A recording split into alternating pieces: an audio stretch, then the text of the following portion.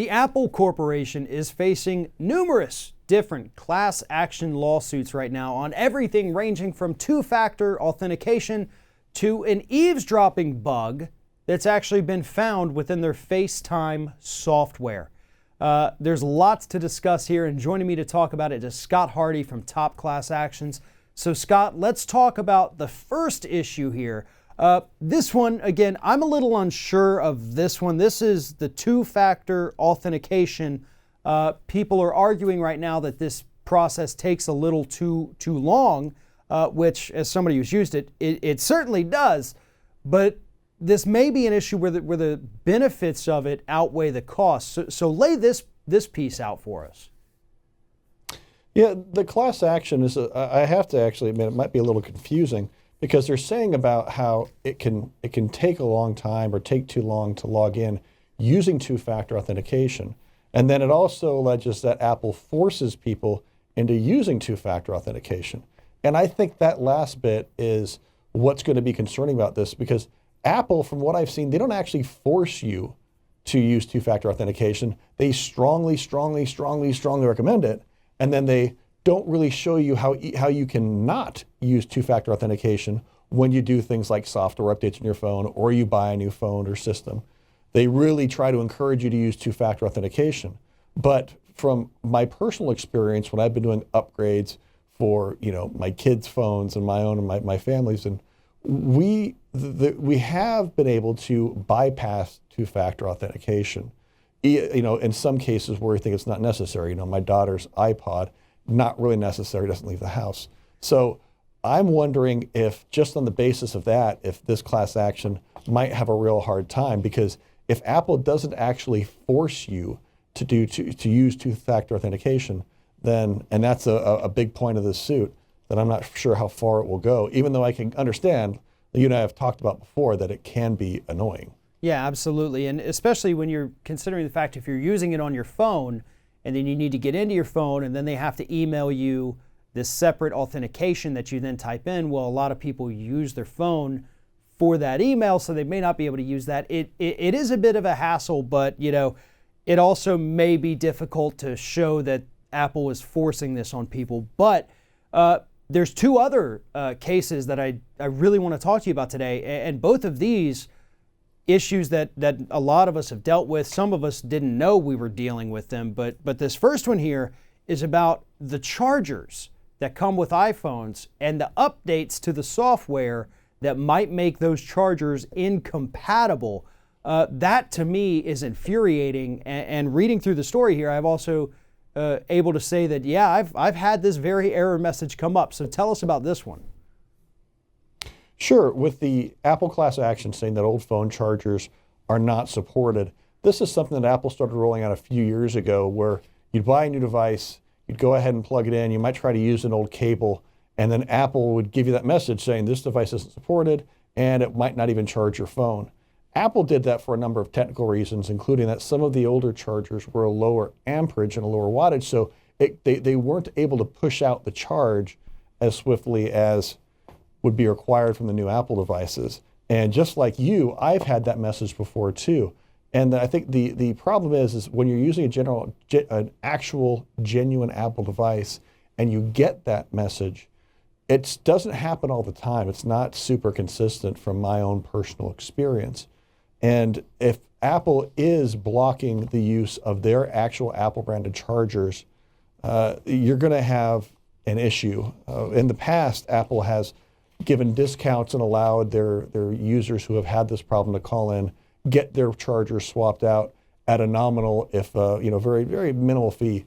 But this class action is really going hard against Apple to allow viewers and allow their users to actually use their chargers, even if they are a little bit old and may still work, but just charge their phone or device a little more slowly than Apple would like.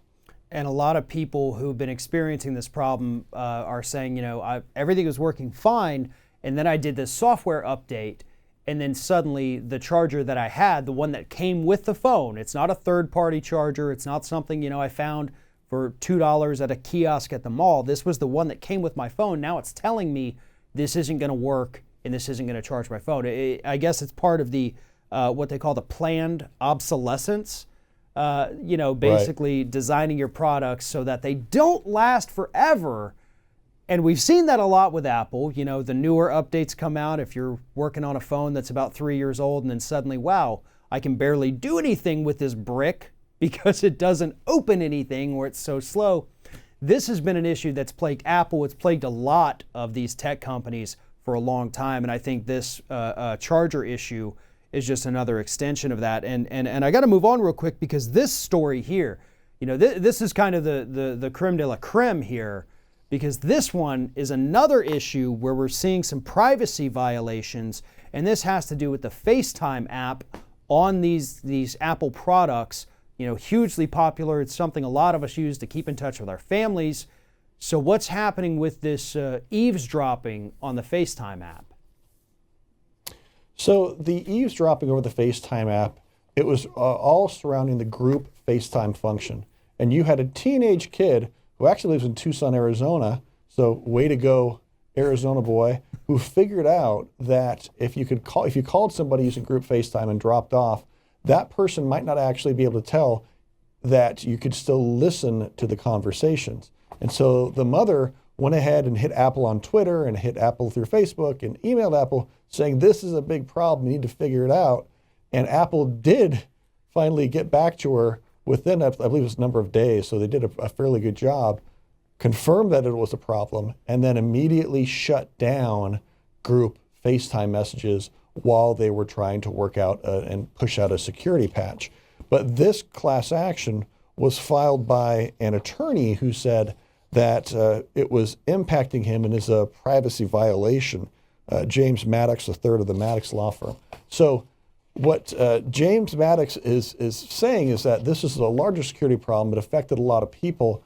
And even though Apple, as soon as they were made aware of it, they shut it down. The problem is, as you and I have discussed before, with these privacy violations, you have to not only go ahead and declare that there might have been some breach of privacy, but it does open you up to a class action. Now, Apple, to their credit, they went ahead and they fixed, they shut down group FaceTime until they got a security patch rolled out. And the kid who reported it, they did reward him with a college scholarship of some sort, or they put money towards his future college education. So Apple's doing their best to help out and, with this so-called bug bounty. But whether this class action will actually work, because from what we've heard, people were obviously up in arms saying, oh my gosh, this group FaceTime is really cool, but this is a big privacy violation if this happens. We haven't received a huge outcry from people saying that this actually happened to them and that they were impacted by it. And so that's where this class action may kind of struggle a little bit. But if it's a privacy violation and they can point that out in federal law, then Apple's got a lot to deal with.